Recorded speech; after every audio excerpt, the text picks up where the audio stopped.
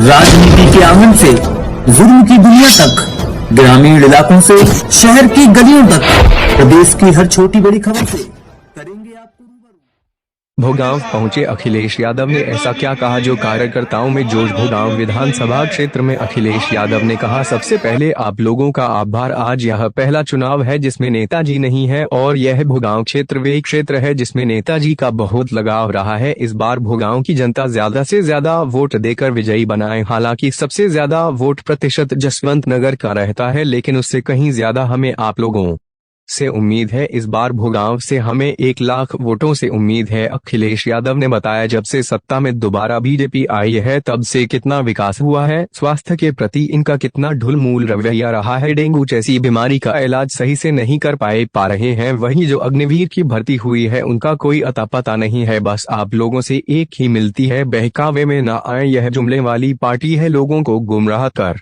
रही है। इस बार भोगांव की जनता से हमारी बार बार अपील है, भारी बहुमत से डिंपल यादव को जीता है। यह चुनाव सन 2024 के लिए महत्वपूर्ण है। वही प्रोफेसर रामगोपाल यादव ने कहा है कि भोगांव की जनता को इस बार ज्यादा से ज्यादा वोट देना है और डिंपल यादव को जिताना है। और सबसे महत्वपूर्ण बात ईवीएम से चोरी, उसको रोकना है। वोट पड़ने के बाद ईवीएम मशीन को देखे रहना है, क्योंकि भारतीय जनता पार्टी ईवीएम को बदल देती है। आप लोगों को इस पर नजर रखना है। यही काम उन्होंने पिछले साल किया था, जिससे उत्तर प्रदेश में सरकार नहीं बन पाई थी। इस बार आप डिंपल यादव को भारी मतों से जिताएं। सन 2024 में भारतीय जनता पार्टी को केंद्र की सत्ता से उखाड़ देंगे।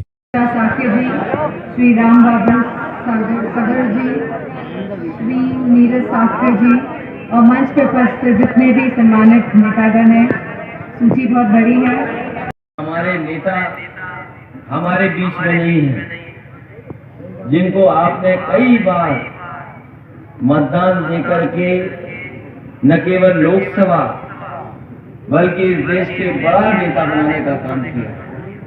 आज नेताजी हमारे बीच नहीं है, और जिस समय नेताजी हमारे बीच नहीं है, वही हम और आप मिलकर के इस चुनाव को ऐतिहासिक जीत दिलाएं, जिससे पूरे के पूरे देश में संदेश जाए कि मैनपुरी के लोग अभी भी नेताजी के साथ पूरी जिम्मेदारी के साथ खड़े हैं। और वहां के बड़ी संख्या में हमें कार्यकर्ताओं से मिलने का मौका मिला है। मैं ये कह सकता हूं कि जहां बढ़त होगी हमारे वोटों की जसवंत नगर से।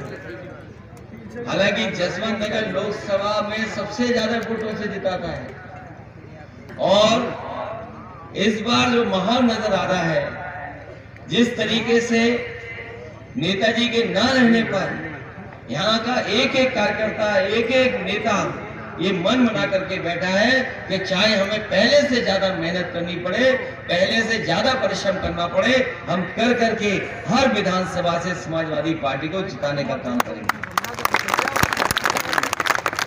मुझे याद है, इसी मैदान में मैं आलोक साकी जी के लिए वोट मांग के गया था, और उस समय मैंने मैदान में जोश देखा था। हमारे पत्रकार साथी जानते होंगे, ऐसा ऐतिहासिक कार्यक्रम और ऐसा जोश भरा कार्यक्रम नहीं हुआ होगा, जहां मंच से लेकर के हमारे जो सामने बल्लियां लगी रहती हैं उस तक को उस सामने आगे आने का काम किया था हमारे कार्यकर्ता साथियों।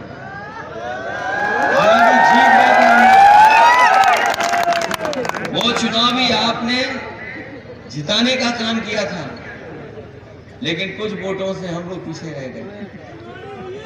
लेकिन इस बार हमें लग रहा है न केवल जिताओगे, बल्कि 1 लाख से ज्यादा वोट समाजवादी पार्टी को इस बार मिलने जा रहे हैं। सरकार तो बन गई